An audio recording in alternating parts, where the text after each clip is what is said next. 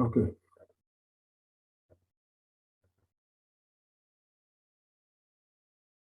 Hello.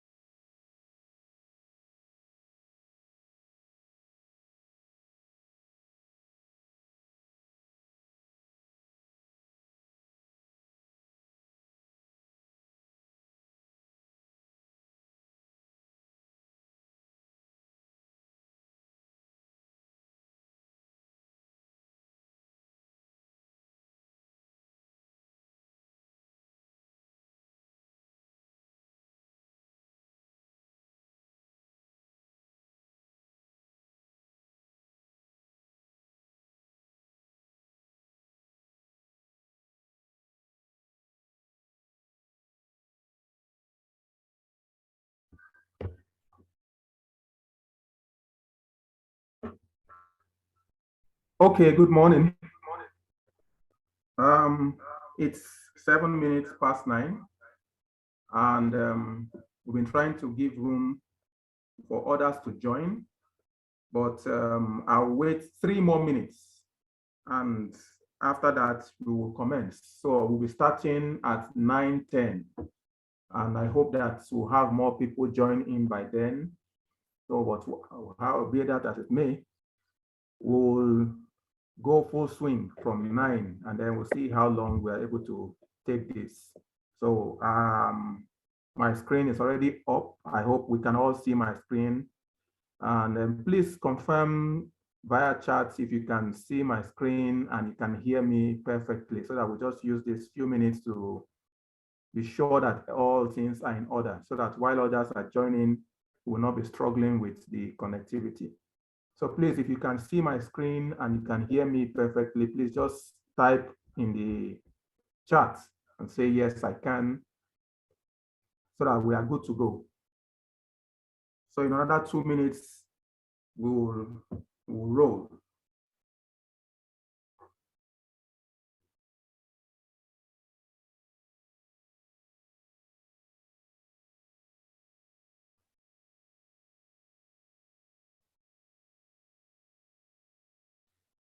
Okay, thank you for confirming. So we will wait 1 more minute. It's 9:09, and then at 9:10, we'll start. We can do it in 1 hour or more or less. We'll see how it goes. So in between, if you have questions on any aspect of the discussion, you can always either raise your hand, because I want it to be as interactive as possible, or just drop a chat in the chat box, and I'll be checking it intermittently just to be sure that we carry everyone along. I don't want to do all the talking. I believe we are all educators, we are all teachers and parents, so we have ideas. So I'll be asking a few questions and taking ideas from us, sampling what we know and what we already, or just making it more interactive than a monologue. All right, so it is 10 minutes past 9, and we'll start. All right, so good morning, and thanks for joining me in this webinar. So as advertised, we want to discuss the theory of the left brain versus the right brain and its implications for teaching and learning. A lot has been said about this concept or this theory, and it is important that we know what it is, especially how it affects our children in education, because in my experience or from my observation, many people have used this differently from how it ought to be used, which is what gave rise to this webinar in the first place. And I hope that this will not be the last time I will be presenting it. I hope to continue to talk about it, because as a counselor, it is part of my duty to ensure that students or learners learn properly and that teachers teach effectively so that learning can take place. So that, for me, is the goal of this webinar, that teaching and learning take place effectively, so that the goal of learning is achieved and actualized effectively. So we want to move on. If this was a classroom or an in-person webinar or in-person session, one of the places I presented it in one school somewhere at Yanakaja, I asked them to draw the human brain as a form of, breaking session, like the icebreaker, the class activity, and then have everybody draw the human brain or what they think the human brain looks like. Some people say, we don't know how to draw. Some say that. So it's just an activity, and you'll be amazed at the different kind of shape that different people gave the human brain. Some had their brains looking like a triangle, some had it like a circle, and different things. So, but I made them understand that there is no right or wrong answers. It's just what you feel the brain should look like. So, since we're not in an in-person session, we'll skip this, and then we'll move on to the next one, where I will show you what the human brain in my own picture looks like. It's not a perfect picture, but it's something that we can work with. So what we did in that session was to compare what everybody has drawn to what I have.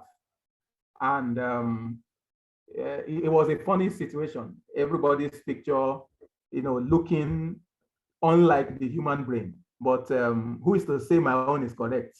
I just have this picture, so we don't know unless we go into science, and then we're able to check and see exactly how the human brain, or maybe we'll look at our individual heads and be able to use that to project to say what our brains look like.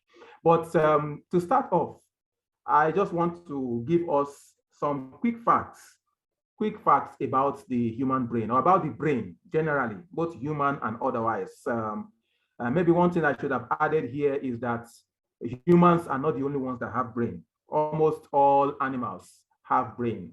And as long as they have the ability to control their own movements and activities, their behaviors, it means that they have brain, because the brain is the central control point of everything that we do. So like one of the facts that we have here, the brain is the command center for all that you think, feel, and do. So when we say command center, it is the control points for everything that an individual or an organism does. So in psychology, we refer to everything as behavior. Please, if you are in, just kindly mute yourself so that we don't have a feedback. Okay. So let me just mute so that we will be able to have a good connection. All right. So in psychology, we refer to every action, every activity of the organism as a behavior. So whether you are eating, you are running, you are moving, every action that an organism can do is referred to as behavior. So the brain is the command center for every behavior, every action that an organism can put out. So what I'm saying in essence is that human beings have brain, all other animals have brain, and the brain controls everything that they do. So, but coming to us as humans, everything you can think, everything you feel and do is controlled by the brain. Now, these are quick facts. They are things that you should already know. So, the brain is also divided into two halves, or two hemispheres, as they call it in science. We have the right brain and we have the left brain. Just as we have the right hand, the left hand, the right eyes, the left eyes, the right ears, the left ear. So the human body tends to be divided into two parts, the right side and the left side. Now, just like that, we have two brains. So the two sides of your brain look very much alike, but there is a huge difference in how they process information, which is what has given rise to this discussion about the right brain and the left brain. So the whole concept of this is because the human brain is divided into two halves, and then they process information slightly differently. So that's what we want to look at. And how does this processing of information by the two sides of our brains affect us in our learning, and how can they be harnessed to enhance learning, especially for those who are in the teaching profession, or those who are into education management, or those who are into the business of schooling. How can we harness the two sides of the brain to ensure that the people that we attend to, the products of our our work, which is the teaching and learning or education management or the business of schooling, how can we ensure that they maximize the potentials of the two sides of the brain. So some more quick facts: the human brain constantly reorganizes itself. It is adaptable to change, whether physical or through life experience. Everything we go through in life helps our brain to adapt. The brain is very adaptive. So for instance, you give birth to two children. You raise one here in Nigeria, you raise another one somewhere in maybe in the US or in Canada or in Europe. When you bring them together, you will notice that there is a slight difference or maybe much difference in their behavior. Why is that so? The environment has conditioned them to behave in a certain manner. That conditioning takes place in the brain. Everything that a human being or an animal puts out in terms of behavior, part of it is as a result of the conditioning they receive in the environment. For the children, the environment includes their immediate family, the environment includes the school they attend, includes the place where they grow up, where they live, where they work, where they play. All the things that they see, the society, it shapes the way they behave, the way they talk, the way they reason, the way their outlook towards life, or what we call the worldview. All of these things are a function of the brain assimilating information from the environment and then, processing it in certain ways and helping the individual to adapt. So the individual grows into what the society feeds them. So the brain is very, very adaptive. It is like a sponge. It absorbs and then gives back.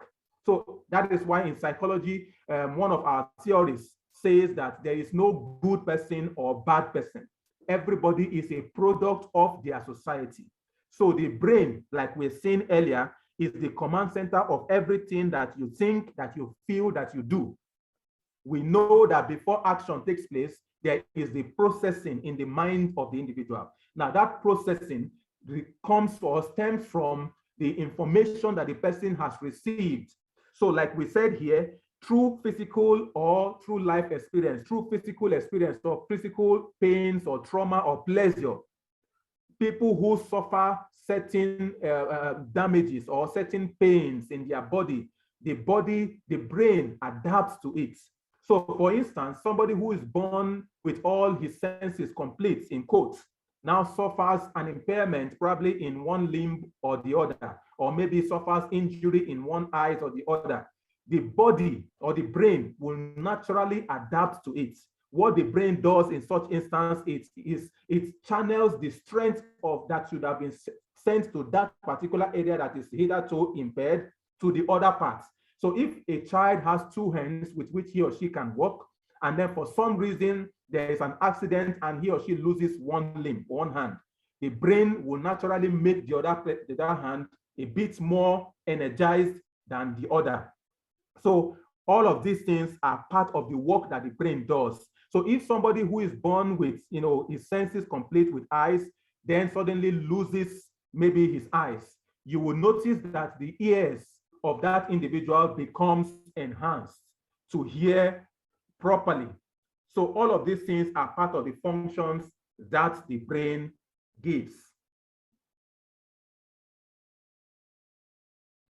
All right, so the last fact that I have here is that the brain is tailor-made for learning. The brain is created specifically for learning.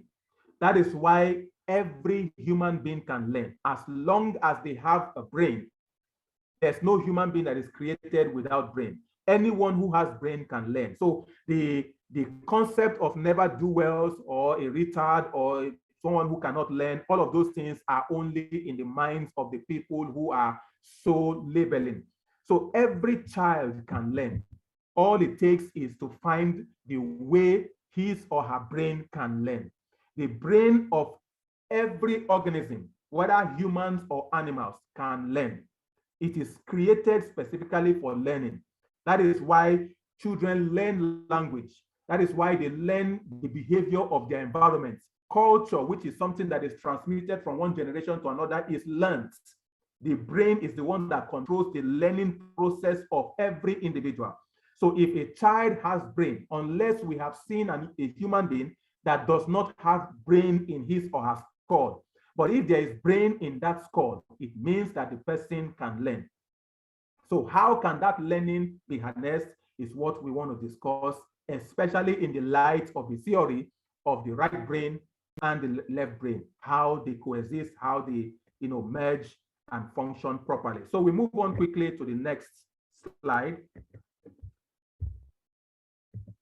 All right, so there is something that I refer to as a myth that we need to take into consideration. The myth of the right brain, left brain. Now, this myth, for instance, a myth is something that, or let me just throw it open. What do we consider a myth to be? At least we are teachers in the house. What do you think, or what, in your opinion, is a myth? Before I give my view on it. So let's just have this as the first question to the house. What do you define a myth to be?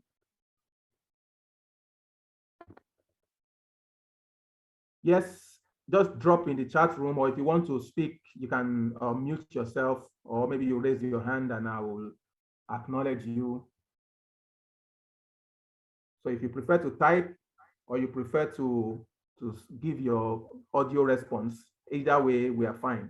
So let's just make it as interactive as possible, like I said earlier. What is a myth?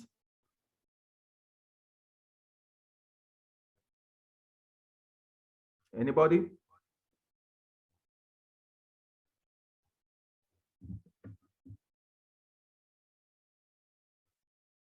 Okay, somebody said a myth is a superstitious belief. Well, that's one way of looking at it, a superstitious belief. Yes, any other person with a different opinion, what is a myth?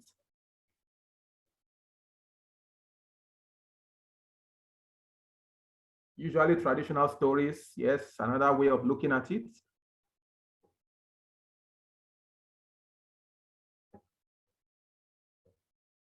Yes, we have more people in the house. Let's have your views. What do you feel a myth is?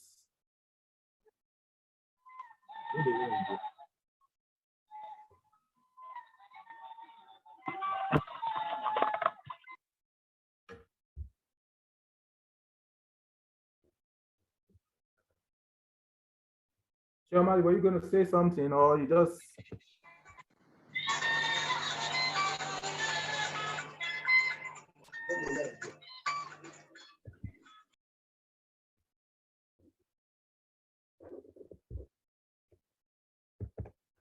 I still need one more view. Let's just have one more view. Only one person has spoken so far. What do you think a myth is?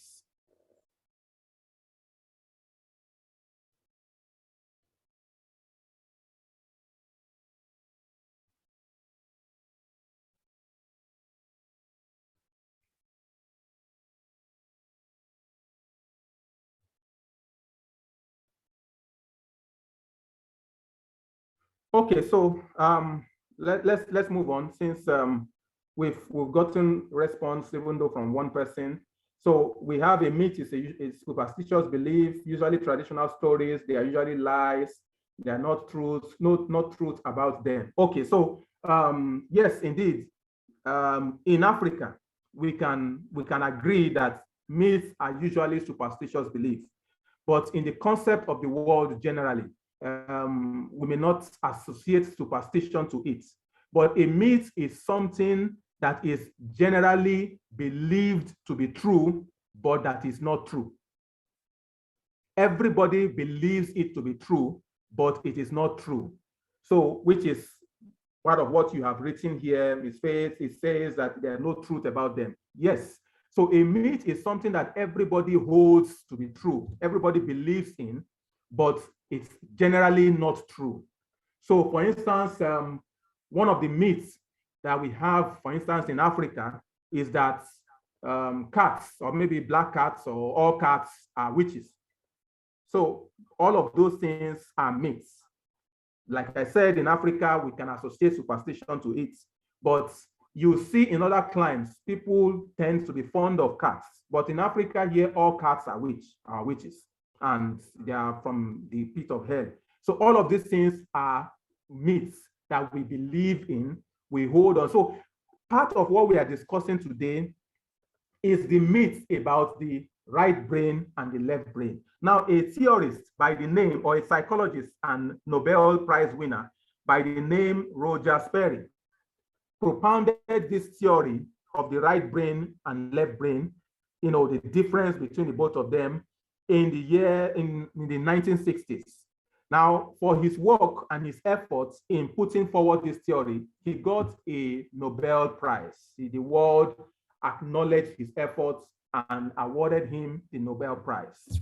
Now, why is his theory a myth? We will find out in a bit. But let's run quickly through what he propounded as the right brain, left brain. So he is the one that is credited for the theory that the brain is divided into two different halves. It is true, that much is true. Now, what he said in his theory, which is dated back, like I said earlier, to the 1960s, is that people are either left-brained or right-brained, meaning that one side of the brain is usually dominant. Now, he's the one that came out with that. So having discovered that we have two sides of the brain, the left brain and the right brain, he went further into conducting several research and then concluded that human beings are either right-brained or left-brained. What he means by that is that every human being is either right-brain dominant or left-brain dominant. Now, from the diagram or from the picture that we can see, he is saying that the right brain, people who are left brain, are those who, think in words, people who are sequencing in nature, who think in linear thinking, who are mathematical, who are factual, who are logical in their reasoning. Now, he is saying that if anybody is thinking in this or operating in this manner, that person is left brain dominant. That is his theory. And on the converse, he's saying that people who are feelings oriented, visualization, people who tend to dwell more on their imagination, intuition, who loves reading, who are holistic in their thinking, and who loves art or who are artistic in nature. According to Roger Sperry, he's saying that those people are right brain. Now, what he's saying is that we cannot be both. We can only be one. So he is saying that every human being is either a left brain person or a right brain person. So if you see those who are logical in nature, he concluded that those such people are left brain individuals. People who are, who likes to organize themselves, who like to work in an office, who does those kind of jobs that are conventional, the conventional kinds of jobs of people who think, people who are gifted in mathematics, who are gifted with words. Those people, according to Roger Sperry's theory, are left brain oriented people. Their left brains are dominant. Whereas on the other side, people who are given to art, music, who are artistic in nature, people who like to paint, who are visual in nature, people who are somewhat disruptive in their reasoning. Such people, according to Roger Sperry, are, they are right brain in nature. So according to that theory, they are either, hello, please mute yourself so that we don't have a feedback. Thank you. So according to Roger Sperry, you are either right brain or left brain. Now, the theory is based on the fact that the brain's two hemispheres function differently. Remember, like I said, we are looking at the myth about the left brain versus the right brain. According to Roger Sperry, he is of the opinion that the two sides of our brains functions differently, which is why he said that you are either left brain or right brain. In fact, if you go online, if you check Google this, you will see a lot of questions asking you or prompting you, is your child left brain or right brain? Most of these things are feeding off of the theory of Roger Sperry, which is conducted in the 1960s and still being carried on by many authors or by many authorities. So a lot of people still believe that children are either right brain or left brain, that they learn in specific ways. Again, it claims the theory claims that if you are mostly analytical and mathematical in your thinking, you are left brain. And if you tend to be more creative or artistic, you are right brain. He also said that personality traits, individual preferences, or learning styles are indicative of whether a person is left-brained or right brain. These are some of the works that were put out, or the conclusions that were put out by Roger Sperry.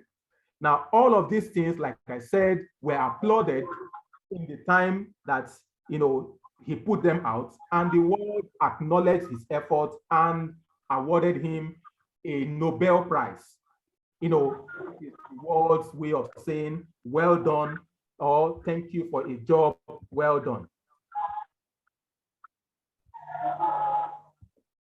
Hello, Ms. Chioma. We keep having feedback from your section. Please try and stay muted.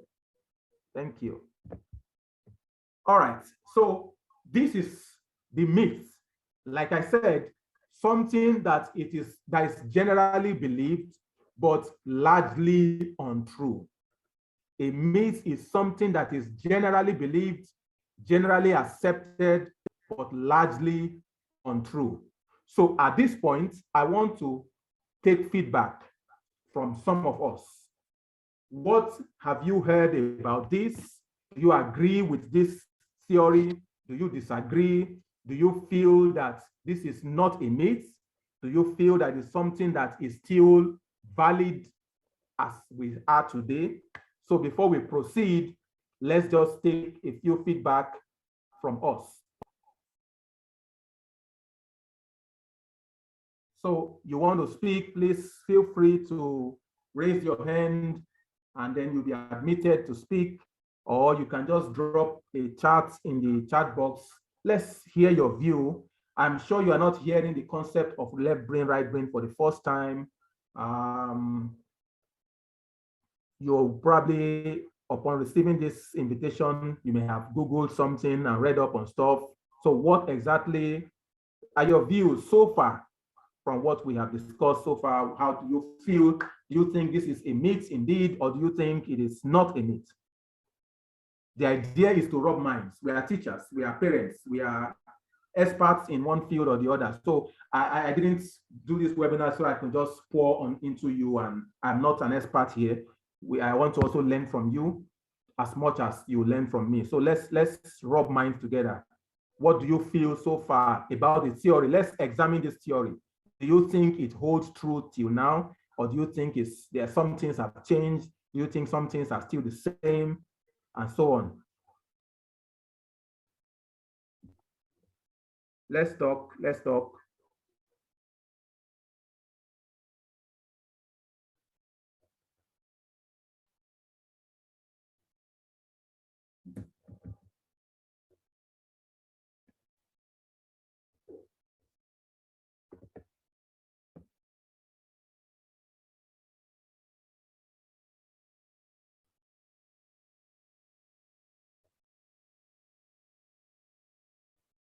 Okay, Ms. Faith, you can unmute yourself and speak.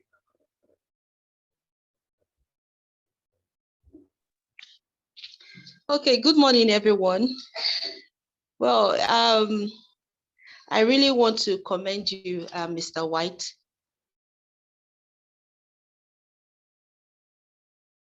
Thank you, go on.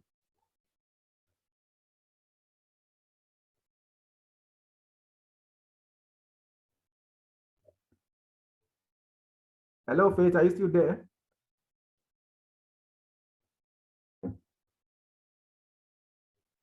Oh, I guess Faith is having network challenges. I don't know, I can't hear you.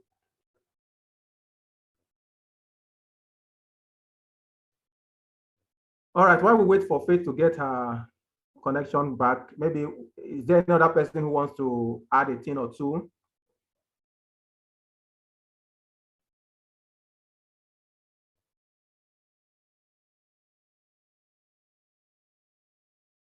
Okay, Faith is out of the room. I guess network is a challenge for where she is. So, but we can take other people's contributions. So, what do we think?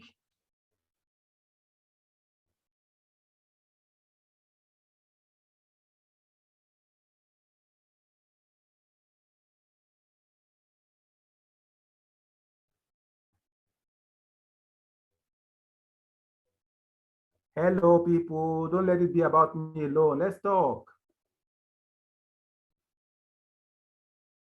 Miss Kenny, are you there? Miss Chioma, are you there? Let's talk. Let's share our opinions.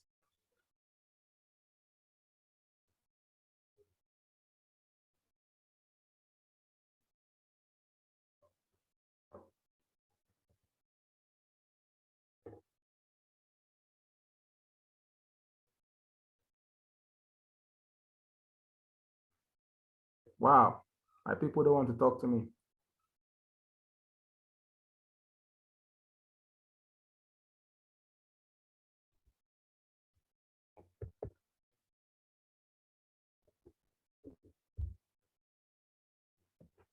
Okay. So maybe when Faith comes back, God helping her with her network, we will take her contribution. So it seems the other persons in the house don't want to share. So I will move on to the next slide. But again, the next slide is supposed to be a discussion. And if we are not talking, I wonder how this will flow.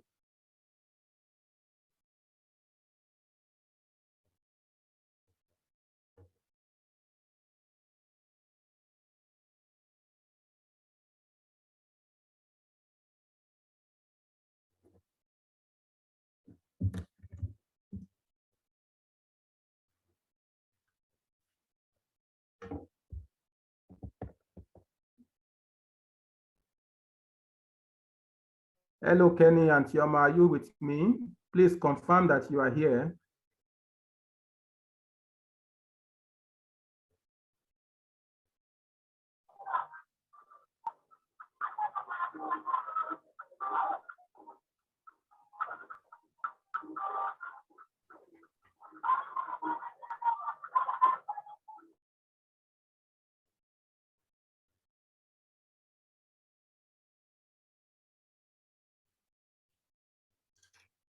Okay, Ms. Chioma, please go ahead. You can speak.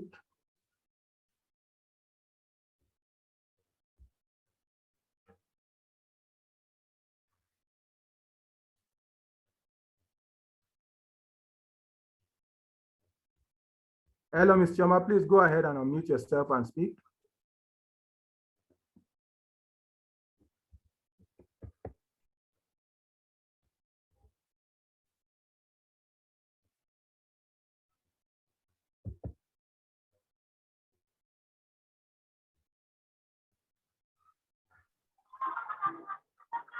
Okay, good morning, everyone.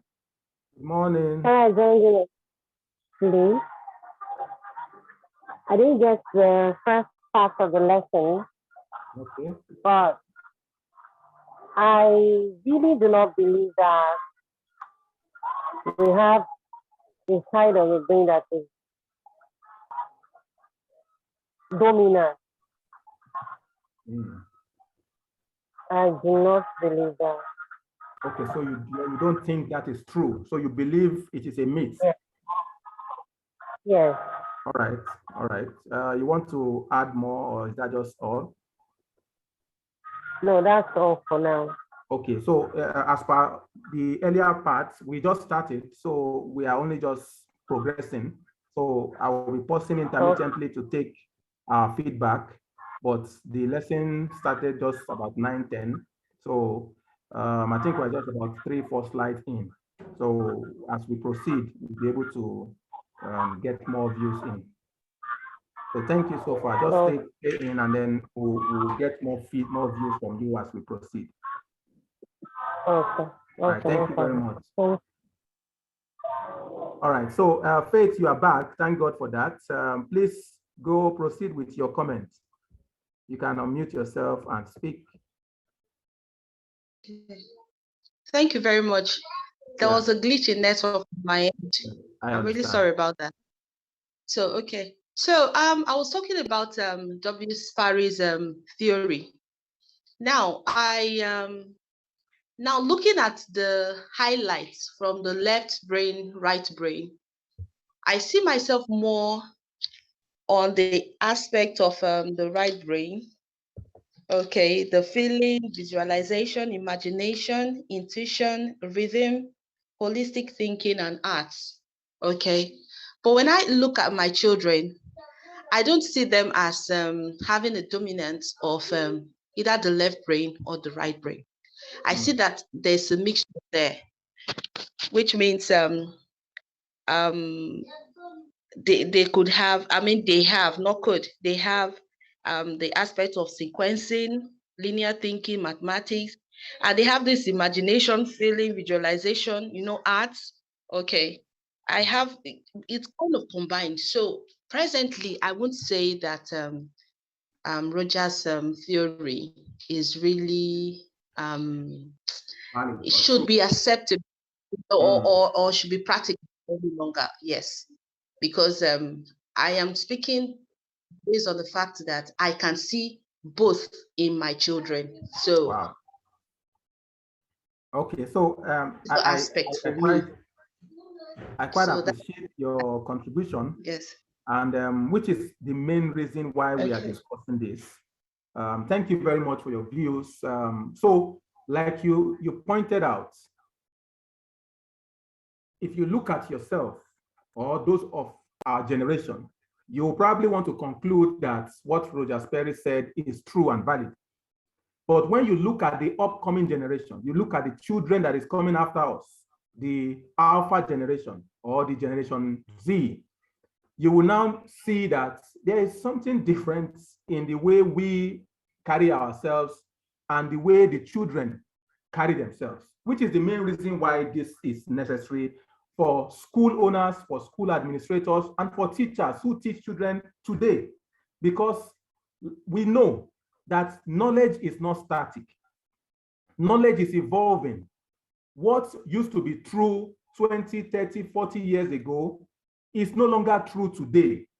And that is why everyone who is in the business of education needs to update himself or herself regularly with updates information, which is the main reason why, or one of the reasons why this discussion is key. So we are looking at this based especially on what you just put forward. The children of today, the children who will be adults tomorrow.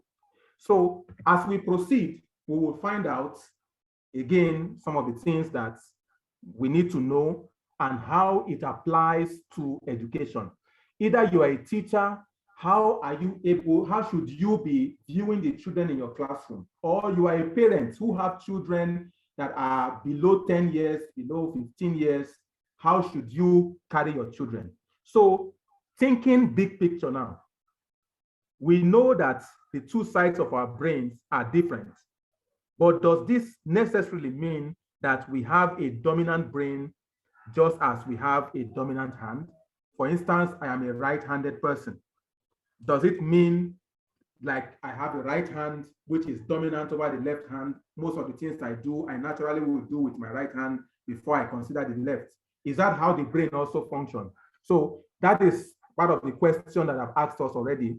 What is our view based on what Roger Sperry has propounded, has put forward? So, but let's proceed and begin to look at what the facts as of today is. What should we be considering today? So what are the facts about the brain? So after Roger Sperry's experiment or research and theory in the 1960s, another group of researchers who calls themselves +1, a group of researchers, they came together in 2013, which is more recent, just a few years ago, and then they conducted further research trying to improve upon what Roger Sperry has done or to debunk his theory. They went into extensive research, did a lot of work with several human beings, several people, and then they came out with these findings, which we now hold today as the facts about the human brain. One is that the human brain doesn't favor one side over another. Just like Faith have said, looking at our children today, you will not think that a child is left-brained or right-brained. The human brain, according to research, a more recent research, doesn't favor one side over the other.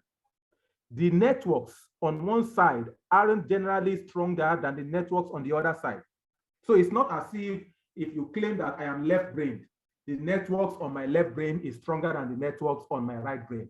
That is not true. It doesn't, it's a myth. It doesn't, that's not how it works. So it also says that there are bundles of nerve fibers that tie the two hemispheres, the two brains, the two sides of the brain, the left and the right. It ties them together, creating an information highway. So the left brain and the right brain are not two bodies that are just sitting on their own.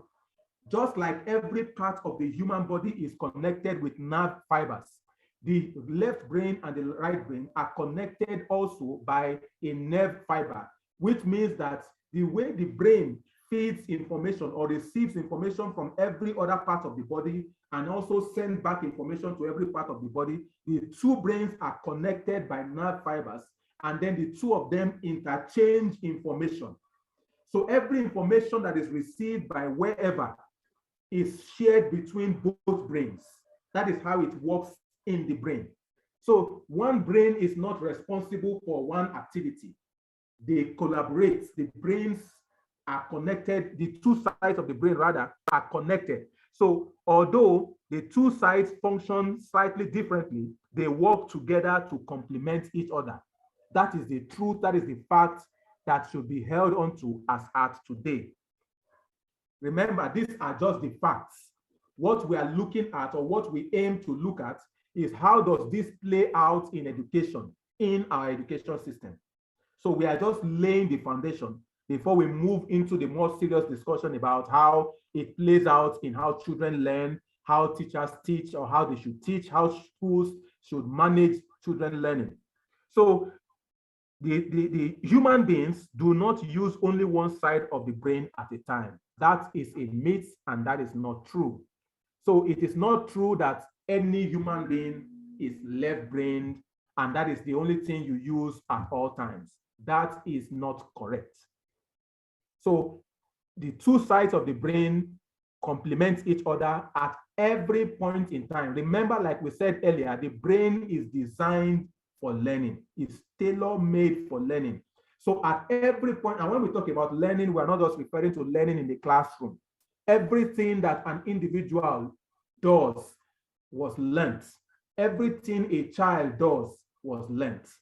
So if it is speaking, if it is running, the mode of eating, the mannerism, everything they do, every behavior that is exhibited by a child or an individual was learnt. So the brain is at the center of all those learning. So when we talk about learning, we should not only situate it into the classroom, the four walls of the classroom or institution. Everything that goes on in the life of an individual that makes us who we are today, all the information we have received, the conditioning by society, the culture training, everything, language, speech, mannerism, gesticulations, carriage, personality, all of those things were learned. And the brain is at the center of it. So if a child can sing or loves singing or loves art or loves drawing or loves painting or loves telling stories or whatever it is the child does, those things are he or she is learning or expressing himself. And we have said that the brain is at the center of it all. And no one brain or one side of the brain does this at every point in time. It is both brains or both sides of the brains that collaborate to ensure that learning takes place and that expression also, because it's one thing to learn, which is the receiving of information, the assimilation of the information. The expression is also another part.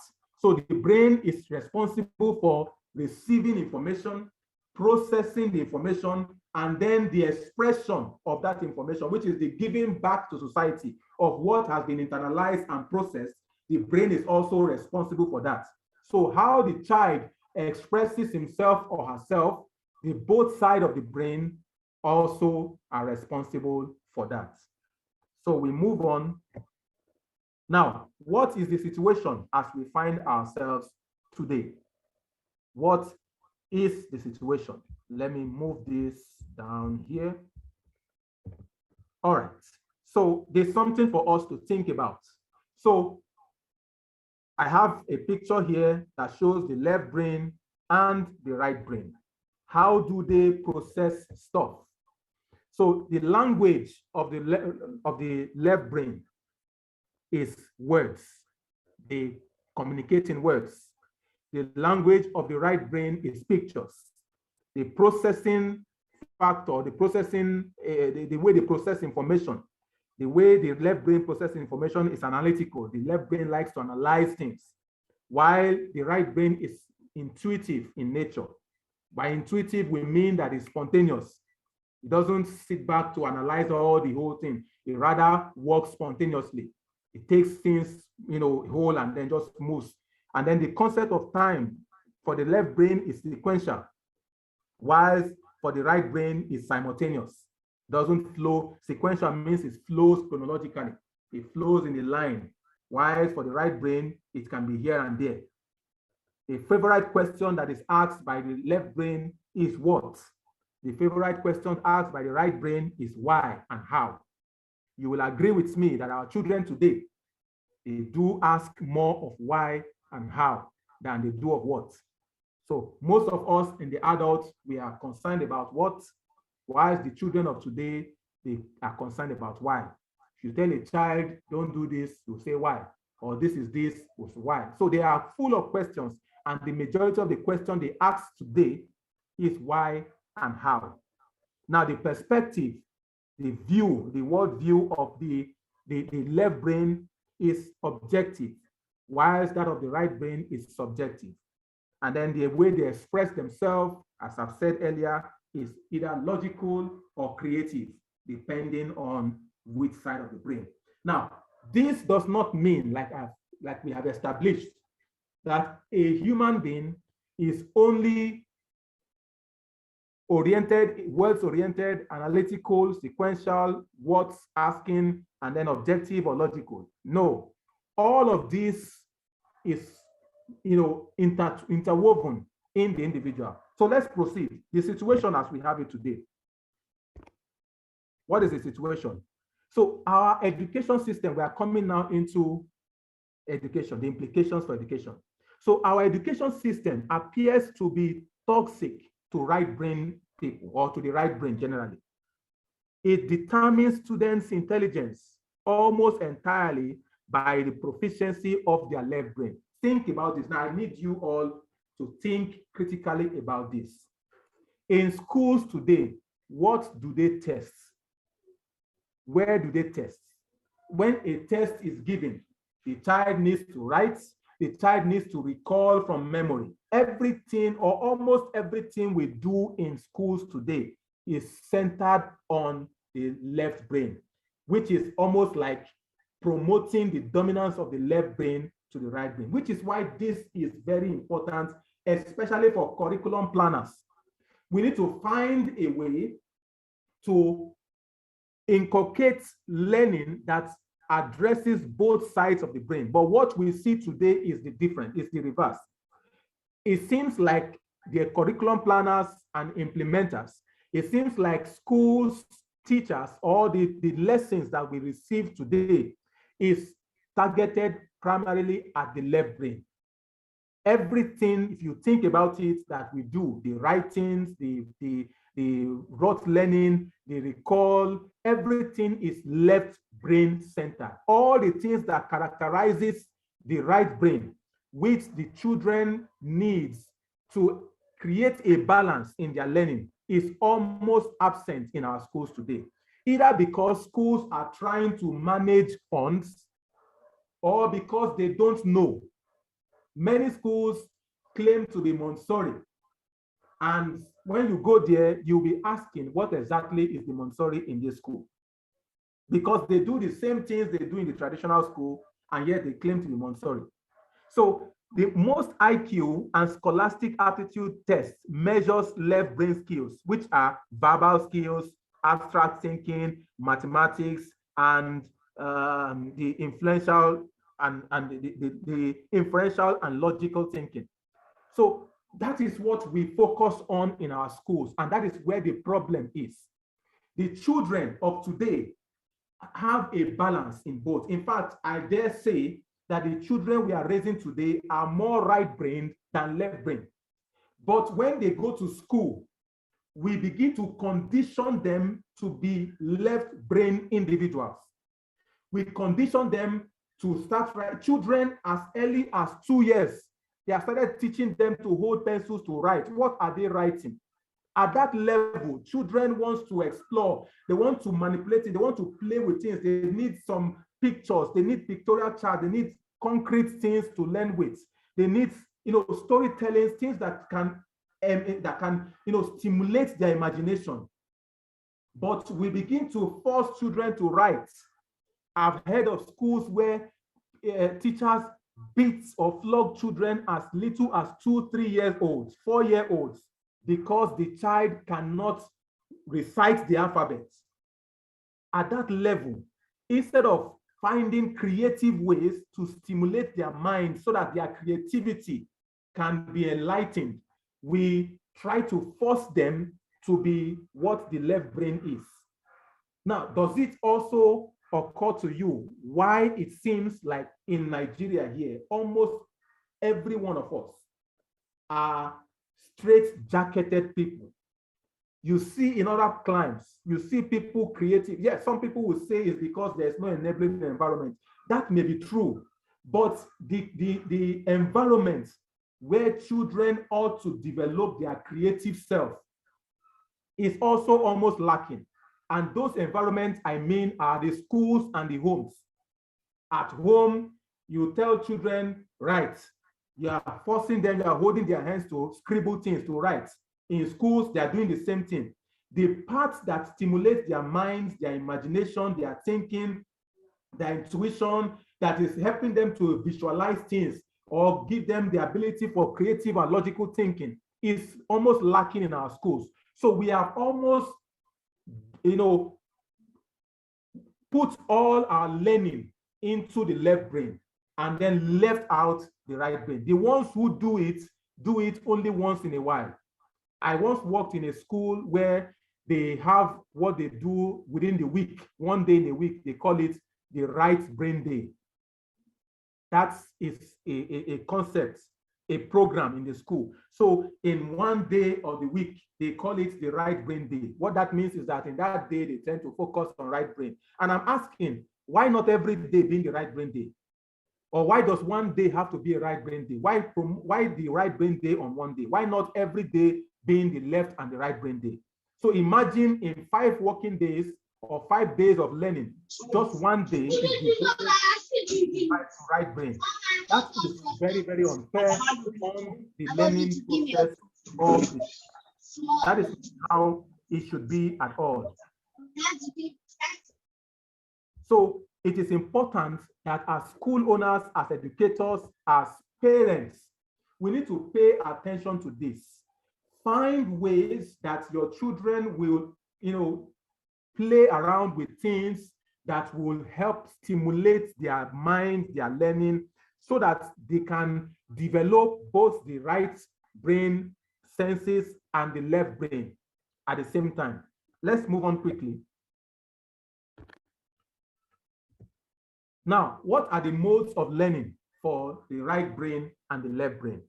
The left brain favors details. When you teach to favor the left brain, you focus on details. The lessons have to be organized.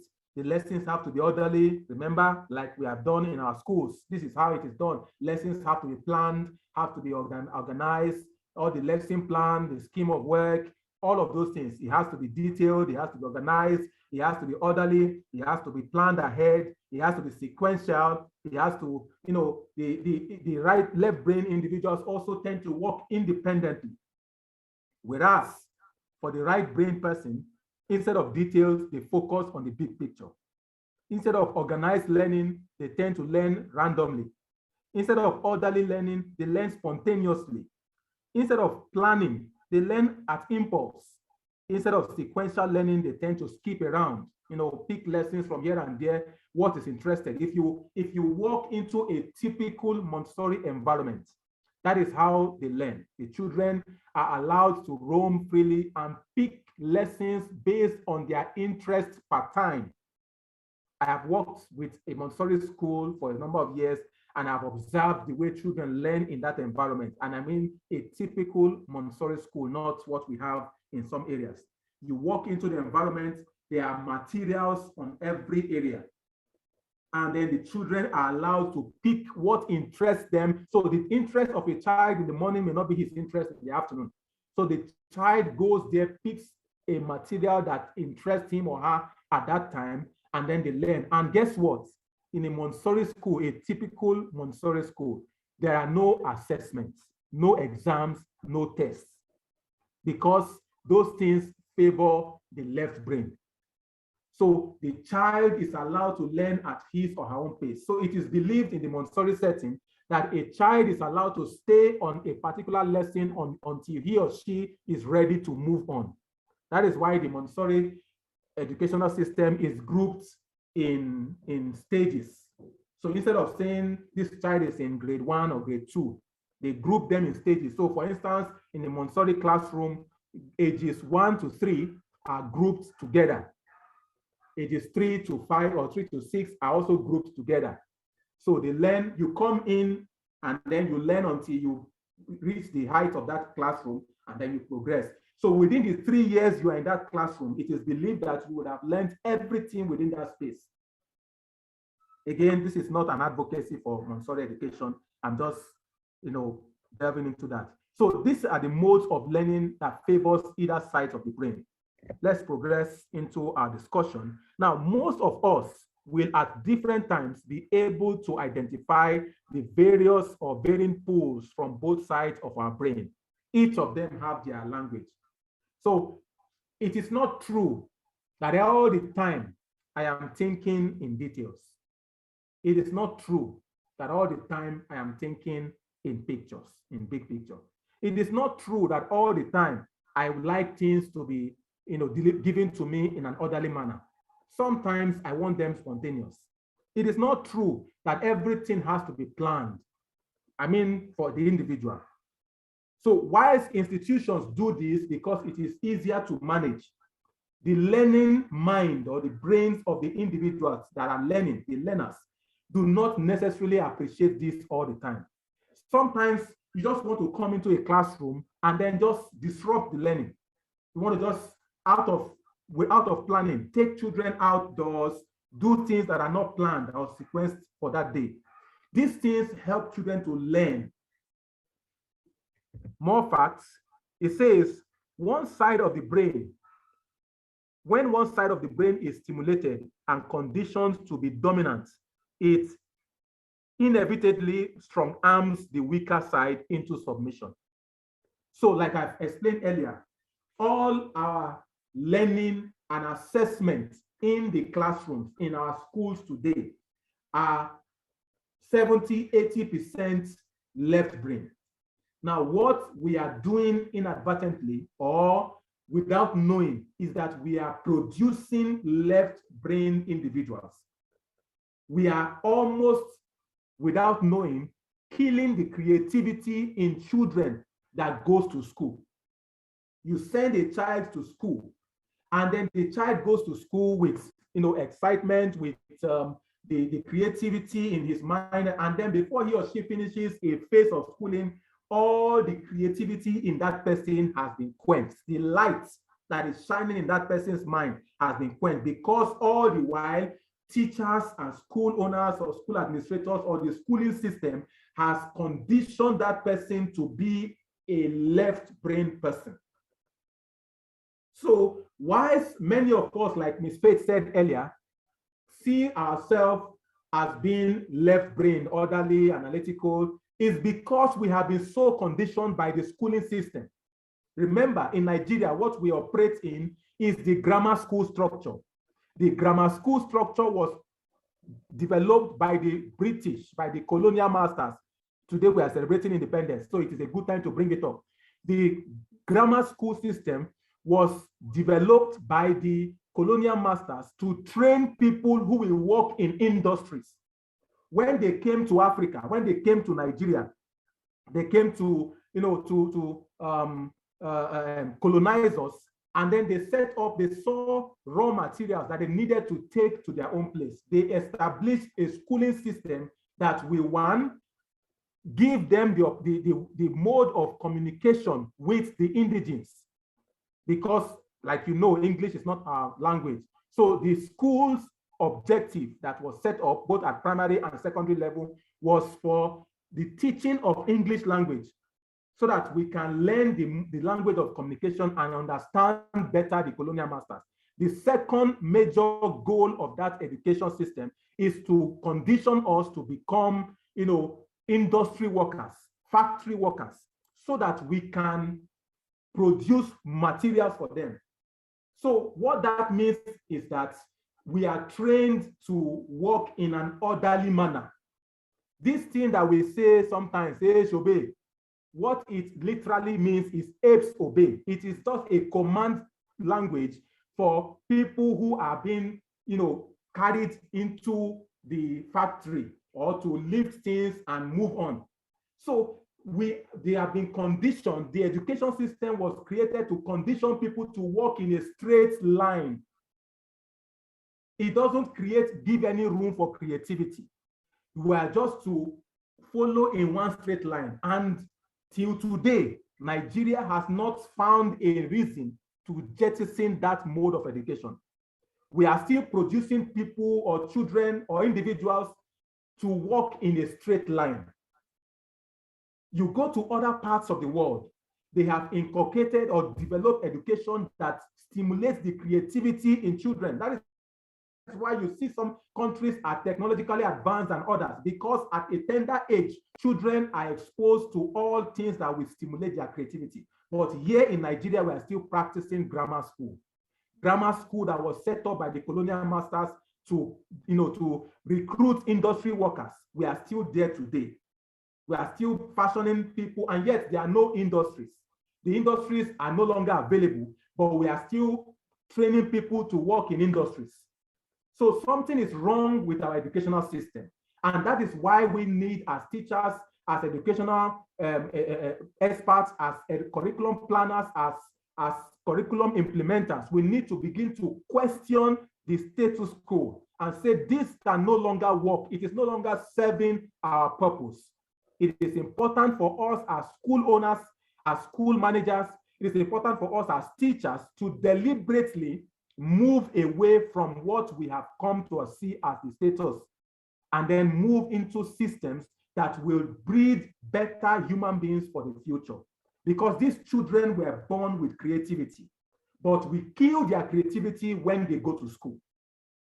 That's what happens. School has become a place where the creativity in children is killed, especially in Nigeria, because one, like I said, many people are not aware of these facts. Secondly, because schools are trying to manage funds. They don't invest in creativity or in the creative aspect. And thirdly, because parents also who do not know any better are measuring success in schools by how much their children can write, how much they can pass in exams, and all of those things.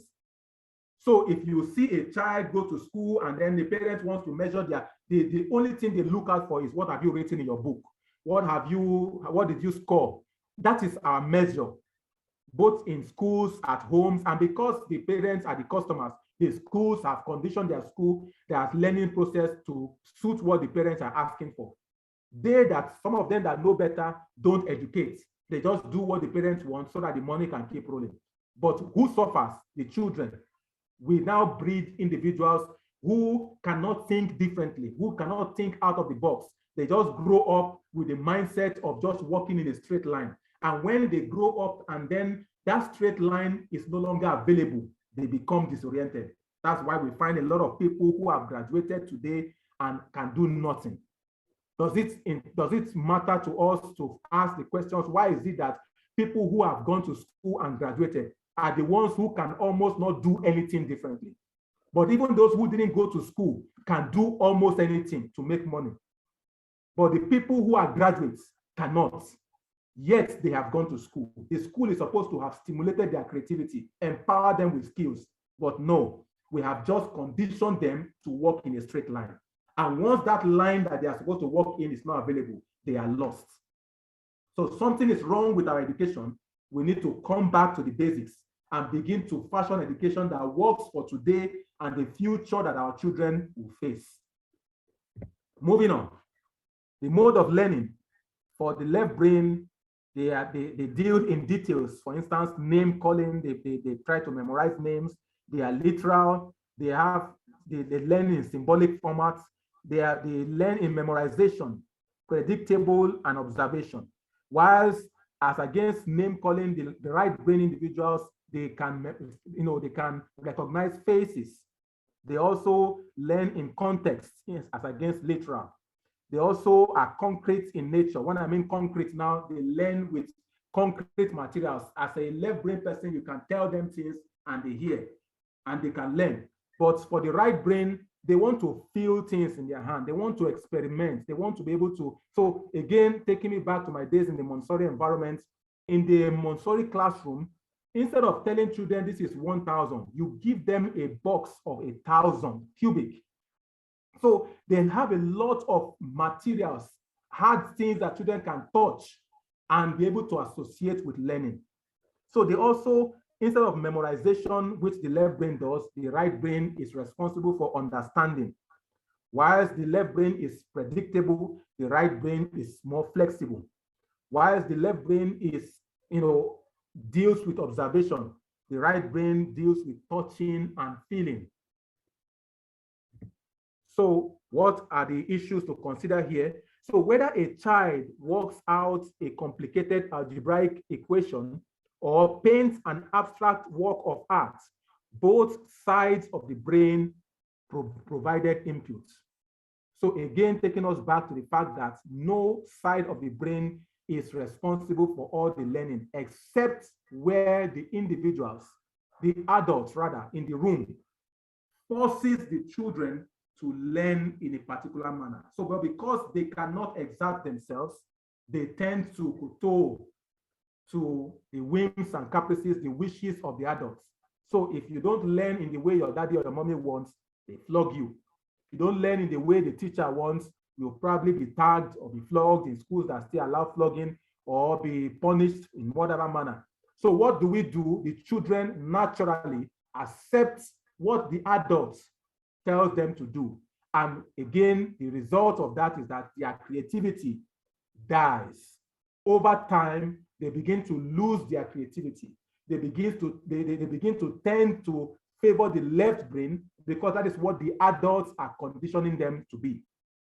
That's what the schooling system is conditioning them to be. So by the time they finish primary school, secondary school, they have lost all creativity. The ones who still hold on to it are tagged the ones who don't want to do well. In the days of yore, some years back, not very far ago, if you tell your parents you want to do music, you are a bastard child. Nobody wants to hear that a child wants to do music, wants to play football, but those are the people we look up to today. And now we are beginning to, pressure our children to want to be like those ones that we see on television, because again, that place is now making money. So the goal is not what is good for the child, but the money aspect. So we need to fashion a society where the interests of the child, of the learner, is first. That is why today, what is in vogue is a child-centered learning. The teacher should not be the one that drives the learning. It is rather the child. So it is the way the child wants to learn that should be the order of the day. But is this something our schools can accommodate? Is this something our parents are willing to allow? Is this something that our curriculum, as it stands today, has provisions for? The answer is no. So until we are ready to ask the big questions and take the big steps, we are not doing justice. We are not doing right by the children. The future will come and our children will not be ready. That is what it is. Before I started having children, I became upset. Why? The fact that my children will receive the same kind of education I received, what bothered me a lot. Honestly. And today, unless you have millions, you cannot afford the kind of education that is normal education in other climes. Some schools, like the place where I worked last as an administrator, they imported some ideas from Finland and all of those things. Now, in those places, what they give to their public education, the normal education, is what some private schools, big private schools in quotes, import here and then render as special education. And then they charge you millions for it. So if you don't have the money to send your children to those kind of schools, what you will end up with is the grammar school system that our forefathers started with. So we kept the system, we continue to produce the same, even after, long after the colonial masters have gone, we are still producing children after their nature, after their own system. So I sat down and I began to wonder, is it possible for me to find a way that these children will not go through the same kind of education that I went through? I have not found the answers yet because, again, like we all know, I don't have the millions yet. So, but I am still trusting God. My eldest child is just still in grade 2. I am trusting God that before long, I'll be able to break that cycle. So, but this is something that we can manage it to some extent in our own small corners, in our own schools, in our classrooms, but it is supposed to be a conversation at the big stage where curriculum experts will come together and deliberately change the face of our education system. But again, we know Nigeria is always very slow when it comes to developmental strides. We wait until the whole world has gone far, and then we wake up almost at the evening, and then we start making noise. We have just done this, we have just done that. Today, ASU is on strike, this one is on strike. All of those things are part of the problem in the education system. So the left brain is credited for language and equations, but the right brain helps them to understand context and also some comparisons and estimates, as well as rough estimates. So all of these things is just saying that both sides of it, they collaborate, they deal with one another, they intertwine. So as educators, how can we find a way to inculcate all of this in our learning? That is the job. That is the work that we need to do, so that we will not continue to raise children that, that will not benefit the future that we all look forward to. That is where our job comes. So as a school owner, as a school administrator, as a teacher, what can you do for the children in your space? Even as a parent, what can you do for the children in your space? How can you manage them such that the children will be better off? What things can you tweak in your environment, in your space? How can you create learning processes that can, help the children to stimulate both their left brain and their right brain? That is the work that is before us as educators. So how can we effectively teach and assess both the left brain? I've highlighted the right brain here, but both the left brain and the right brain. So at this point, I want to pause again and ask for contributions from the house.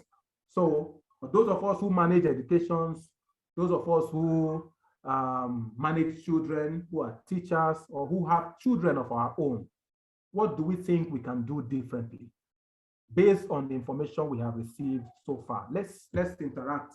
Let's learn a thing or two from us. So I am open to contributions at this point.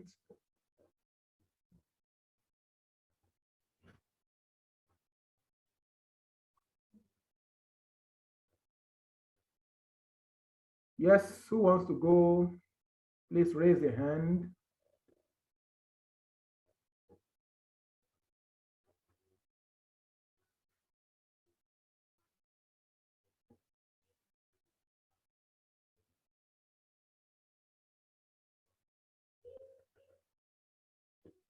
Do I see a raise of hand?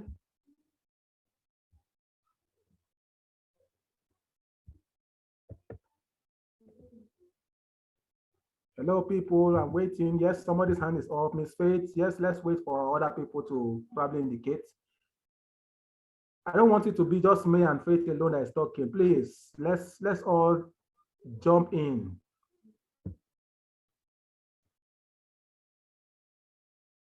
Let's jump in. Let's say something. Let's drop our ideas. No matter how little it may sound,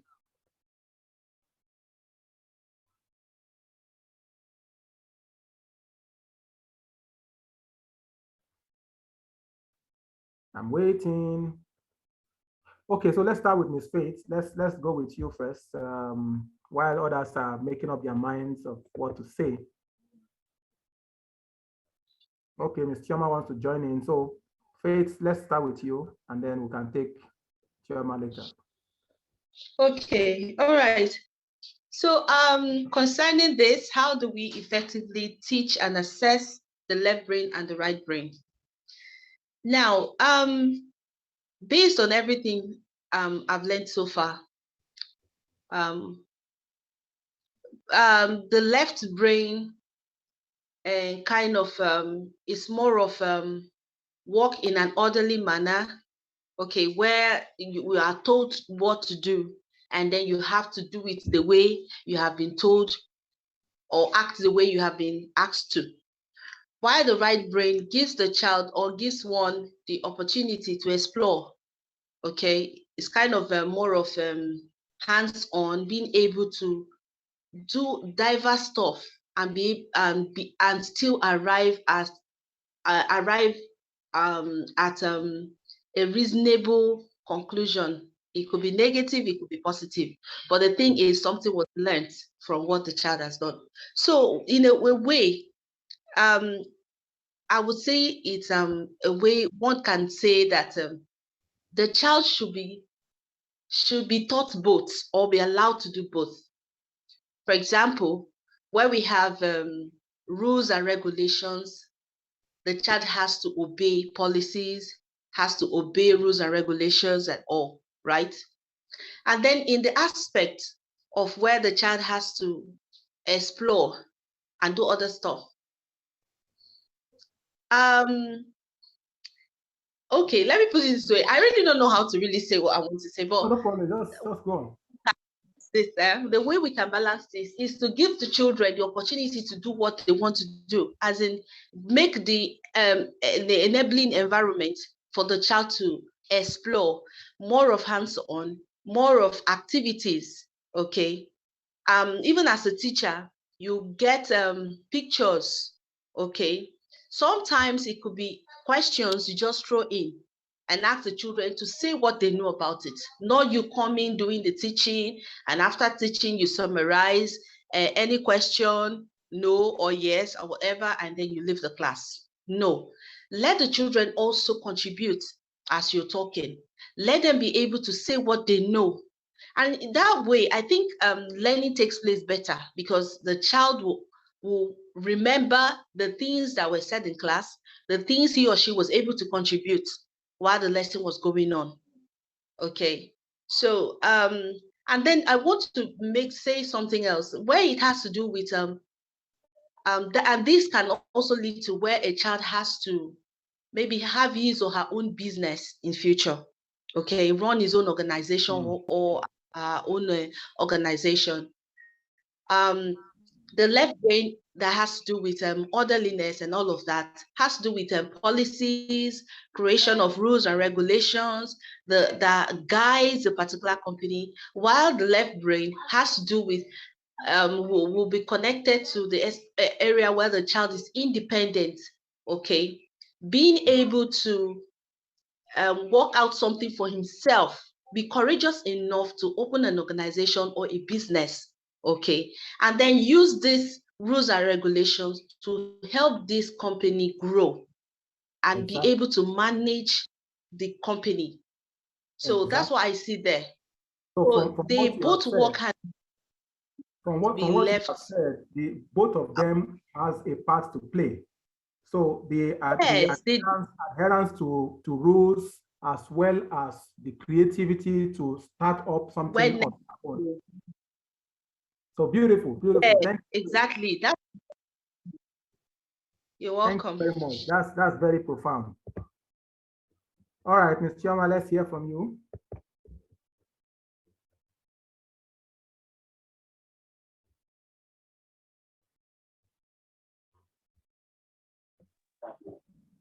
Okay.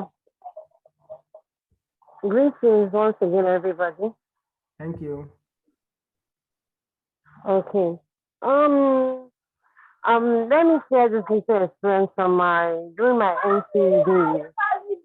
During my NCE days, I used to have this lecturer.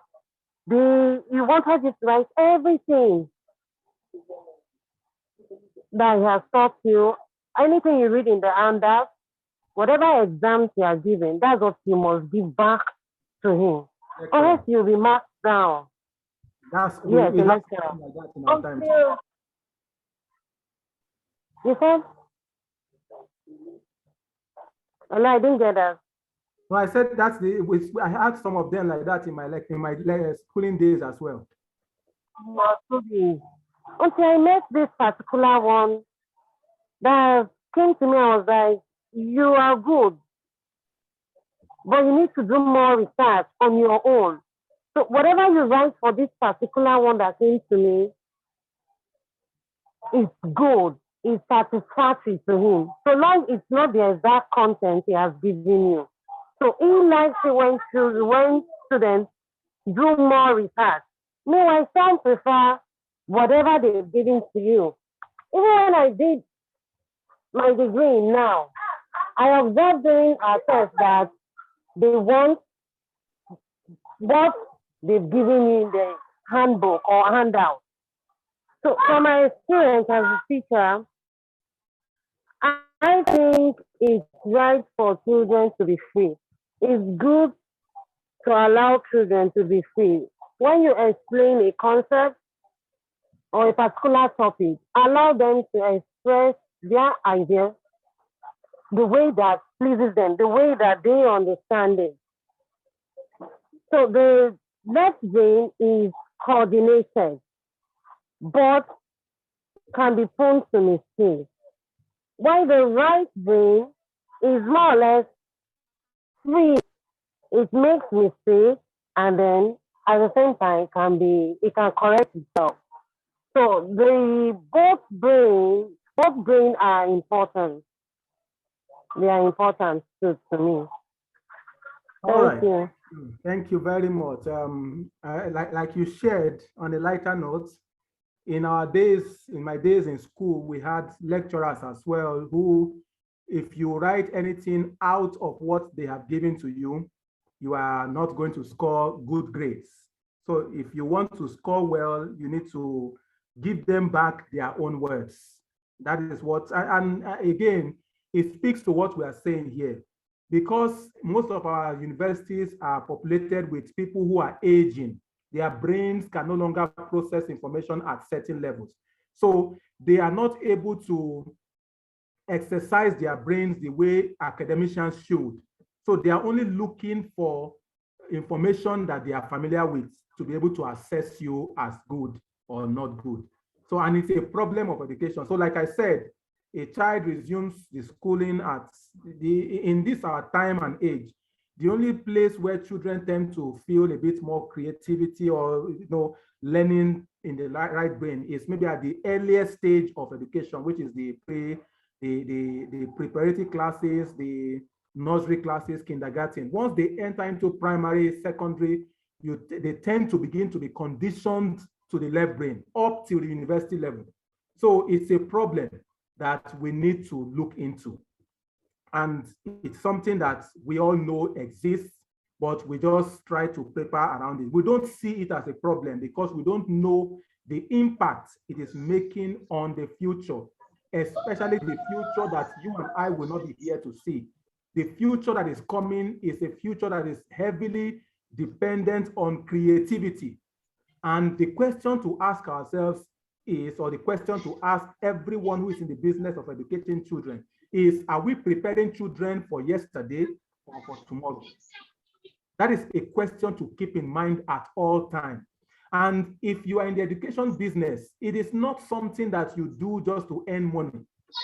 It is a calling. It is something that we need to do with all sense of seriousness, because it is something that we will be called to question for at the end of our life here on earth. So if we teach children just because we want to make money and move on, then we will be training children or raising children that are not ready for the future that awaits them, and they will just be lost in the world.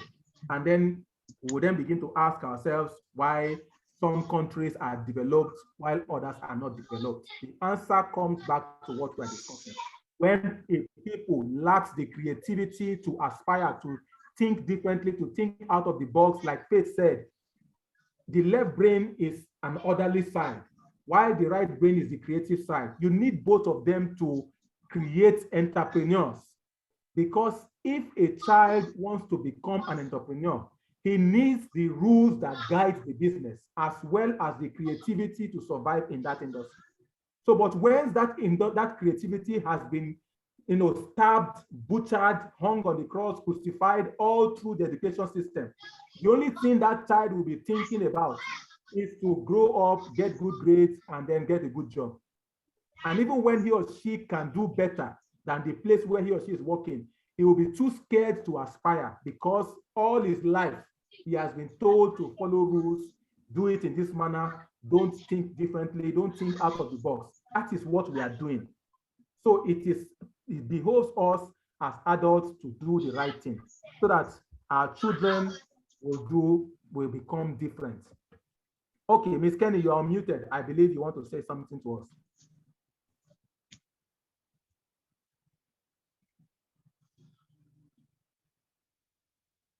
Auntie.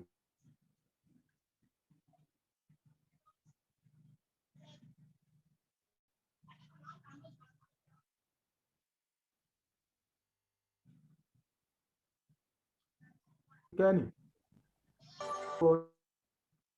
Is Kenny in the house? Okay, she doesn't want to talk to us. Let's move on. All right, so we move on. The question is, how can we effectively teach and assess the right brain? So the reason why I am focusing on the right brain is because, like we have been discussing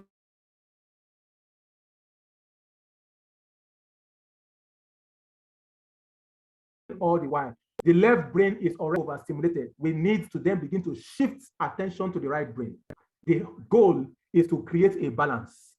The goal is to ensure that both brains are, stimulated enough so that the individual can grow into a balanced human being. That is the goal of education. We don't want somebody who is tilted towards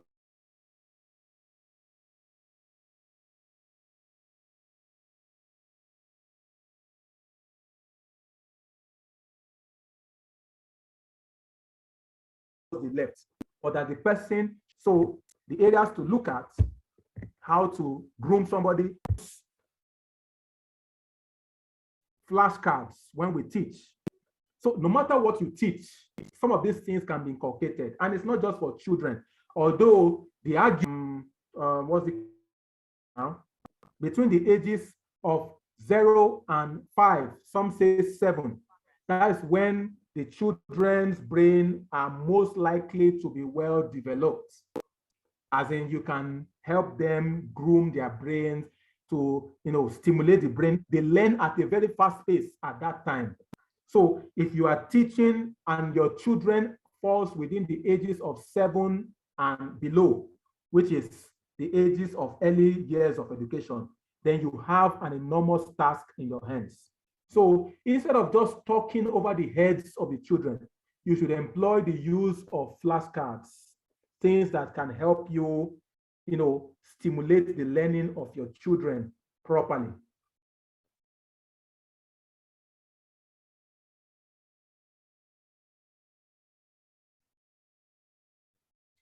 So flashcards are an excellent tool for thoroughly detailed learning. They create a visual impact. Remember, like we said, anything that will stimulate the mind or the left brain of the right brain of the individual. Like we mentioned here, the visual impact that flashcard has helps the right brain to come alive, to be part of the learning. You are teaching a concept, but you adopt the use of the flashcard. What you are doing is you are not only appealing to the left brain, but you are also appealing to the right brain. So all of those things are part of it.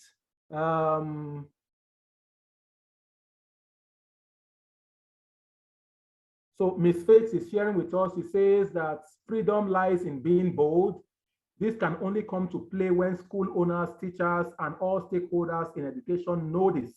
Children can only have a balanced education and display their potentials if given freedom. So that is very key. It's something to keep in mind and probably copy and frame if you are in the teaching business. So like I mentioned earlier, child-centered learning. So children need to be at the center of their learning. They need to determine what they learn. So, but again, are schools ready for this? The curriculum, does it have this in mind? Again, do parents value this? So there is the need for an all stakeholders meeting in education to discuss all of this and fashion out what is best for our children. So back to what I was saying, flashcards can create a visual impact of the concepts that you are already teaching. So when you write things, it appeals to the left brain, but when you now bring the flashcard, it appeals to the right brain. That visual impact that it brings, it helps the right brain to come alive. So that it's not us only talking in words, they don't just have to just listen to you, they can see. So as a teacher, when you teach, the question to always keep in mind is, at the end of this lesson or during this lesson, what should children be able to see, hear, and do? What can they see?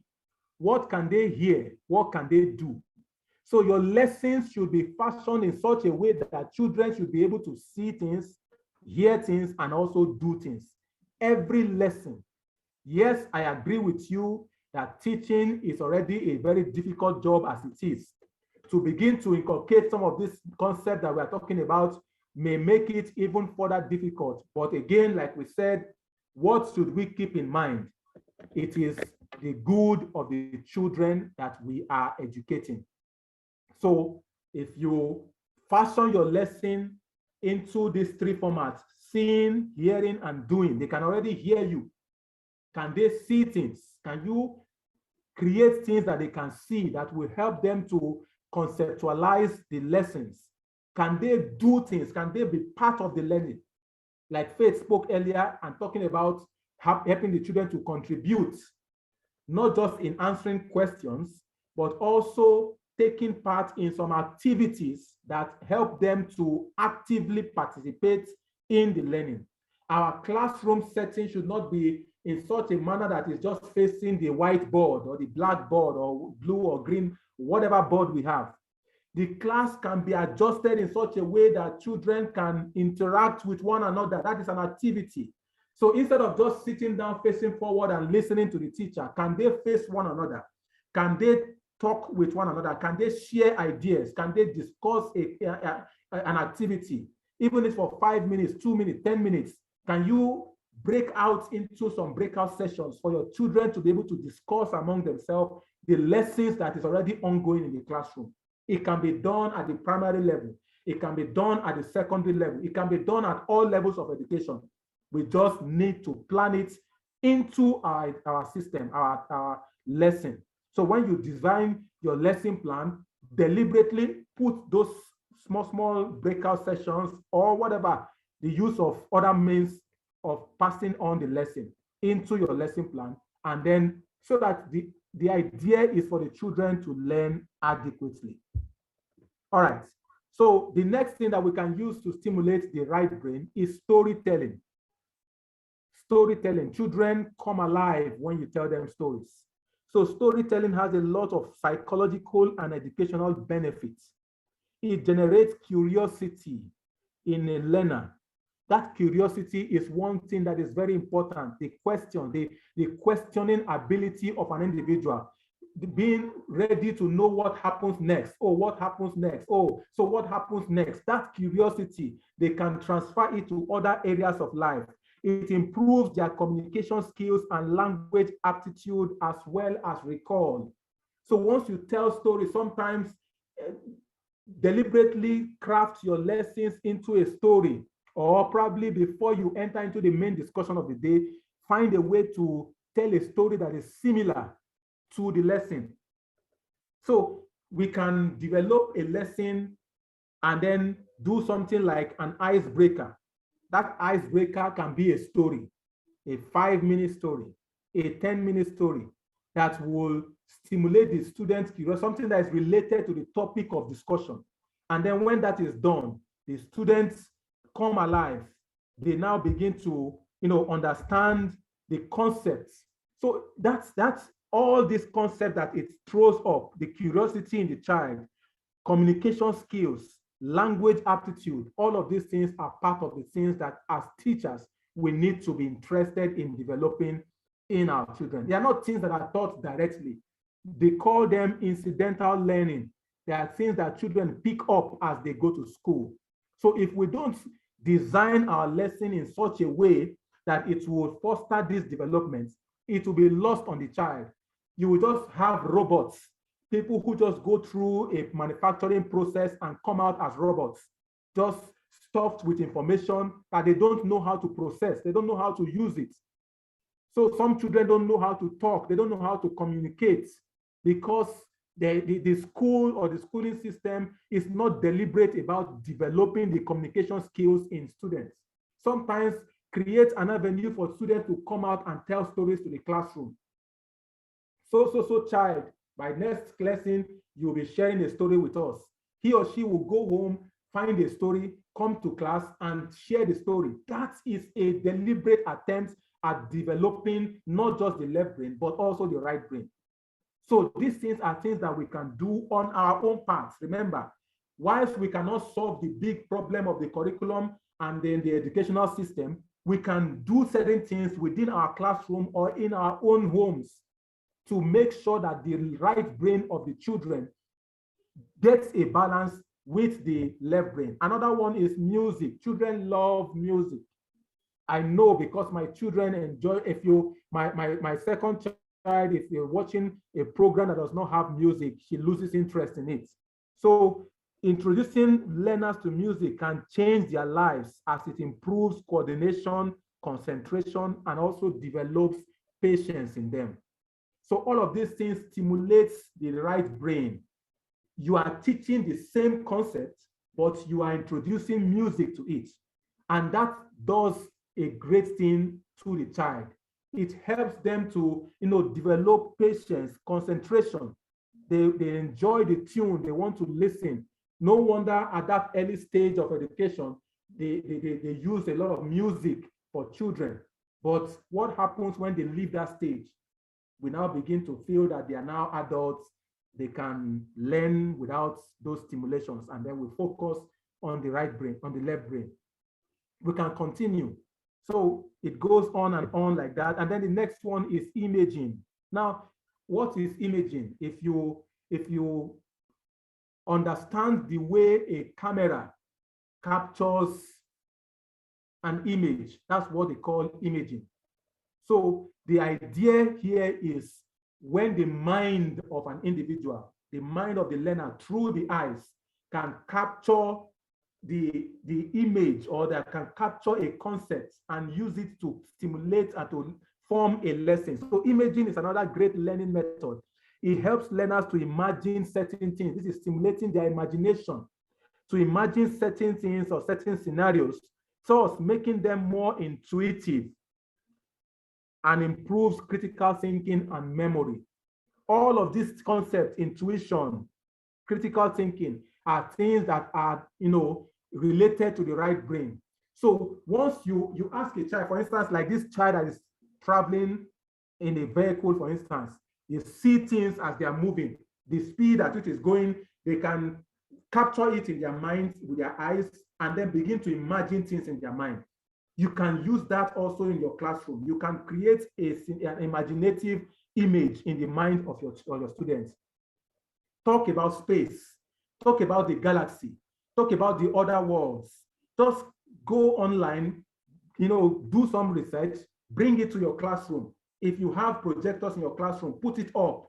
Let the children begin to visualize what is it like in space.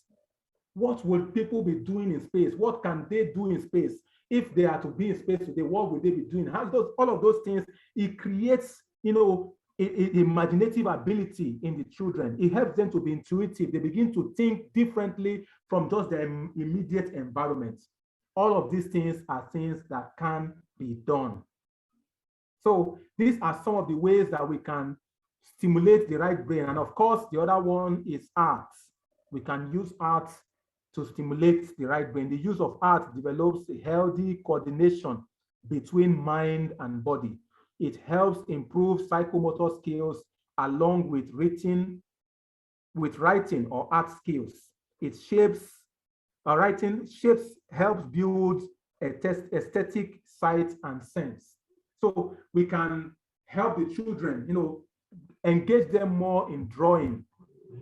Children just love to draw. Even if they are drawing something that you cannot relate with, in their mind, it's a lot. So once they draw those shapes, it can be mathematical shapes.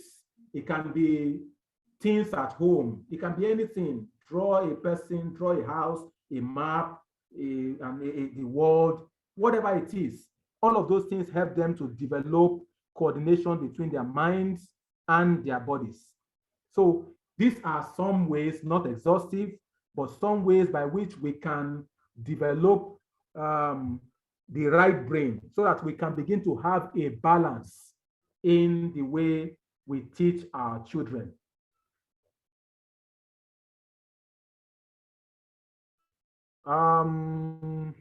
So I think we have a short video. I hope we'll be able to hear from your end. So I'm just going to play it. It's just about a minute and a few seconds. That is going to just do some sort of round-off of the whole concept of the right brain and the left brain. So just listen and enjoy. There's a common myth that people's personalities are tied to a dominant side of their brain. Left-brain people are supposedly more analytical and mathematical, while right-brain people are said to be more creative and artistic. But the truth is, there's no such thing as being a left-brained or right-brained person. The brain does have two sides called hemispheres, each of which controls certain functions. The hemispheres communicate by sending signals across a bundle of nerves in the middle called the corpus callosum.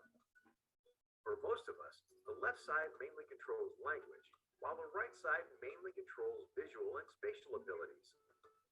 That's why people who injure the right side of their brain are more prone to get lost. Interestingly, when it comes to movements, each side of the body is controlled by the opposite side of the brain. So the right hemisphere operates the left side of the body, and the left hemisphere operates the right side. If, like most people, you're right-handed, it's because your left brain is dominant in that area. But overall, we use both sides of our brains equally. Whether you're making music or doing math, the left and right hemispheres work together. And personality traits like creativity or analytical thinking involve the entire brain, not just one side of it. Something to keep in mind next time you hear that you're using only half your brain.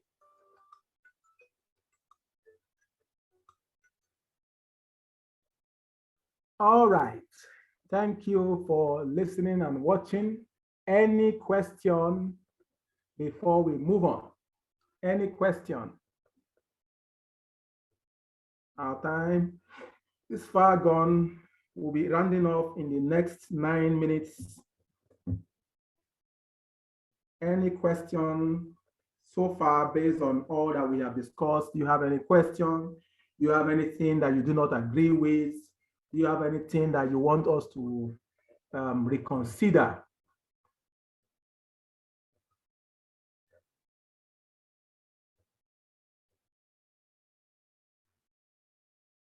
Okay, somebody's hand is up. Let's, Miss Faith, let's have you. You can ask your question. Okay.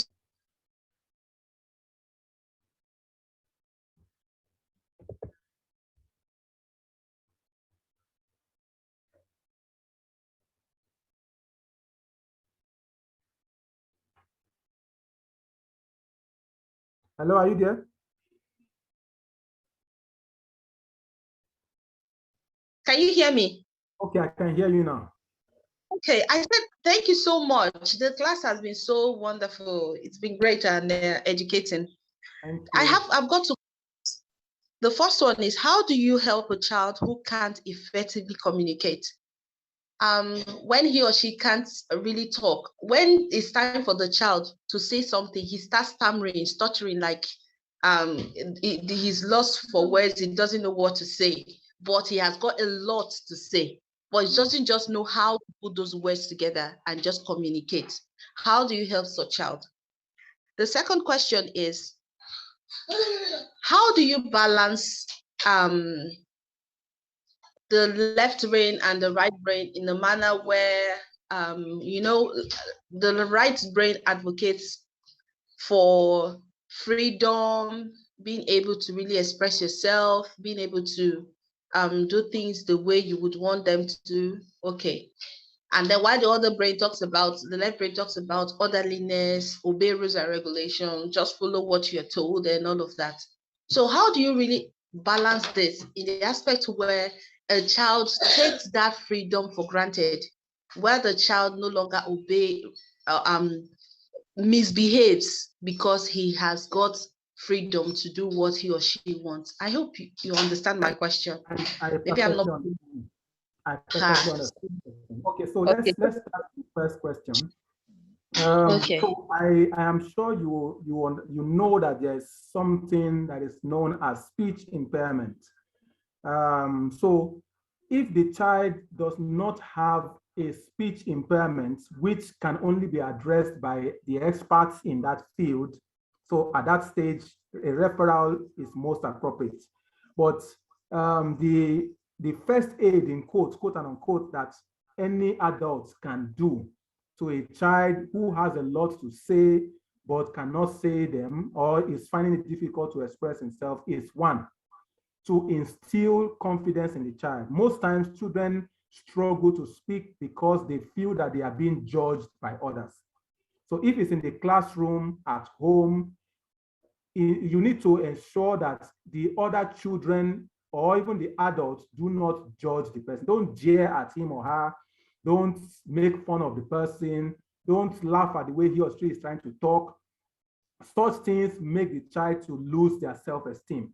And once that self-esteem becomes fractured, it becomes difficult to get the child to open up. Now, that is the first thing to keep in mind. The other thing is to ask the child to slowly speak. Sometimes when people want to say things in a rush, they tend to stutter. So, but if he or she can be assured, that the environment is safe, I mean, safe in terms of the psychological environment, there's no judgment from everybody, he or she. That's why it is good sometimes, like I mentioned, sometimes just deliberately create an avenue for children to come out and share. If you watch some of these foreign movies, you see that they deliberately create those avenues. Children come out and share, just say something. And then it is the duty of the adult to ensure that the other persons or the other children do not laugh at the person that is standing before them, so that he or she feels psychologically safe to express himself. Because children go through a lot of psychological warfare in their mind. A lot is going on in their mind, especially when they begin to enter into teenage. The opinion of their peers matters a lot to them, especially the opinion of their peers concerning them matters a lot. So the adult in that room has to manage that situation. If you are bringing a child out, ensure that you have enough authority to ensure that everybody stays calm while he or she is sharing, or else you will lose that person. So whether it is in the classroom or at home, ensure that the confidence of the person is boosted and maintained, and then ask him or her to explain or to speak slowly. Most often people stutter when they speak fast, but when they take their words, when they speak slowly, they tend to not stutter. And then over time, they gain confidence and they can. So stuttering sometimes is learned. Some students see others do it and then they pick it up. They can also unlearn it, like it's the brain function. You see something you feel is fashionable, you pick it up, and then you see a child who doesn't stutter, or doesn't stammer, doesn't stutter before, suddenly starts to stutter. So you can quickly arrest it by hushing him or her, and then ask him to explain himself slowly without stuttering, and then don't judge them. So as for the second question, balancing freedom with proper behavior, it all depends again on the system. So whilst we advocate for a child-centered environment, a child-centered learning, we also need to keep in mind that part of what children learn is to be better individuals in future. And that means that you cannot do things that is detrimental to society. So there is no absolute freedom. Freedom is only guaranteed within a controlled environment, within a controlled space. For instance, a child is not free to wander off the school environment.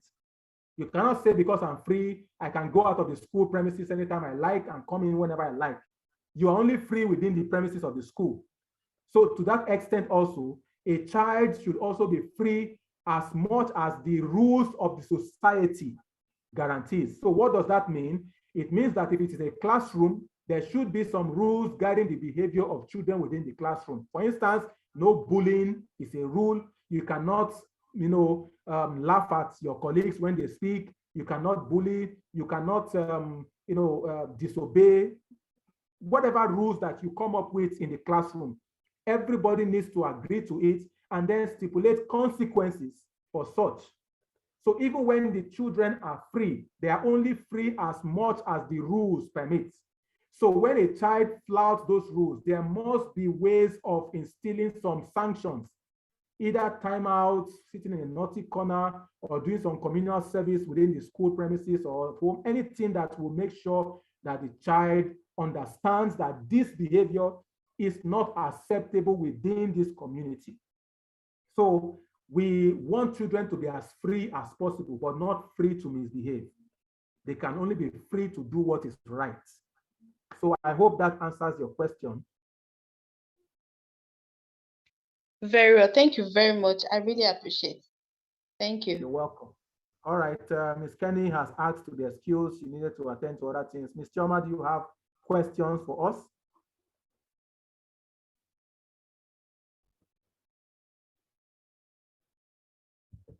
Any question further? Okay, so in the absence of question, so there are some. I'm waiting. Are you going to say something?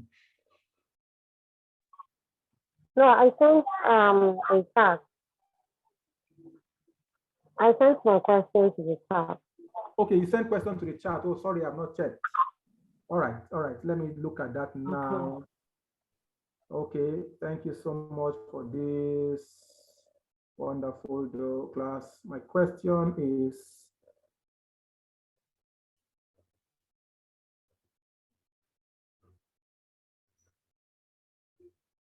all right, so you say your question is if a child born left-handed is then made to change to use the right hand, will this affect the child in any way? Okay, it may, but we have not been able to investigate this proper. But we always advocate that a child should be allowed to express themselves the way they want to express themselves. It's always, being left-handed or right-handed is not a problem. It's not an issue. So the child should not be forced to use any of them.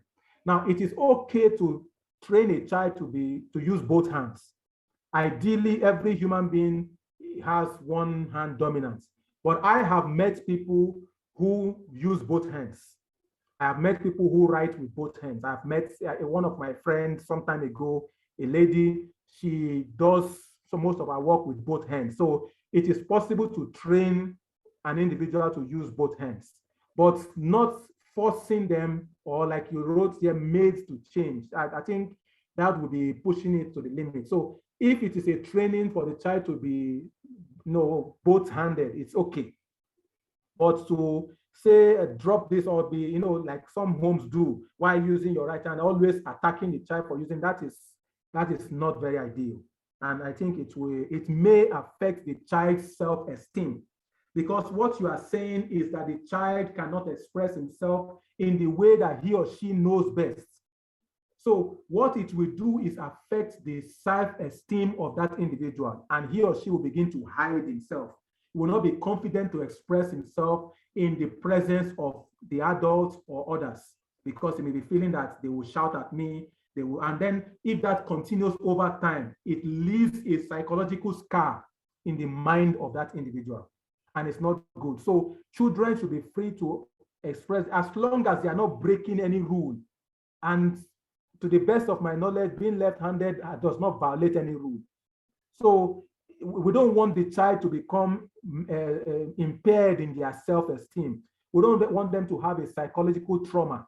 So we need to ensure that they express themselves freely in a space that is safe for them to do so. And when I mean safe space, I'm not talking about physical safety. I'm also referring to psychological safety. You don't want them to be afraid that if I do this, daddy will shout, mommy will shout, or my teacher will shout. So when they want to do something, they want to reach out, they will be conscious of what others will say. That is a very negative way to develop. It will affect them in many other areas in life. They will be looking out for people's judgment before they do anything. And that is not very good for that individual. So please, I will implore that if a child is left-handed or right-handed, they should be allowed to express themselves. It is perfectly in order. It is not a violation of any known law. Is that okay?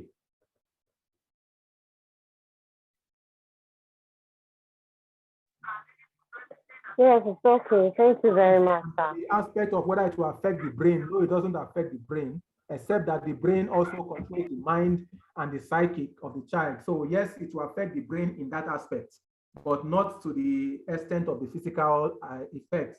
The effect that it may have on the brain is the psychic. So it may affect them psychologically, which is still part of the brain. Everything we feel, we do, we think comes from the brain. So to that extent, yes, it will affect their brain, because they will not be able to express their feelings. So if you are giving a child something and his natural disposition is to stretch out his left hand, and then your reaction every time is to shout them down, or so the child will be conscious of that, and that is a very negative developmental state for that child.